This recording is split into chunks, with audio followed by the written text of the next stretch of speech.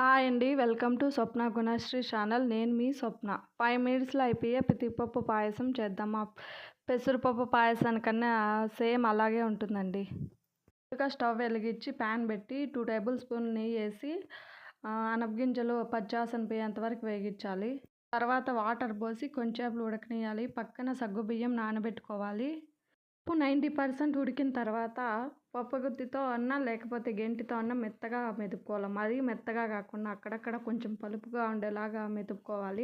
మెదుపుకున్నాక సగ్గుబియ్యం దాంట్లోకి వేయాలి. మొత్తం ఒక 15 మినిట్స్ అట్లా ఉడకబెట్టాలి. నేనైతే కొంచెం పలుకుగానే పెట్టాను. మీరు కావాలంటే కొంచెం మెత్తగా. తర్వాత జీడిపప్పు కిస్మిస్ వేసుకోండి. తర్వాత బెల్లం వేసేసిన తర్వాత 5 మినిట్స్ అలాగే ఉడకనియండి. చిటికెడు ఉప్పు వేసుకోండి, టేస్ట్ బాగుంటుంది.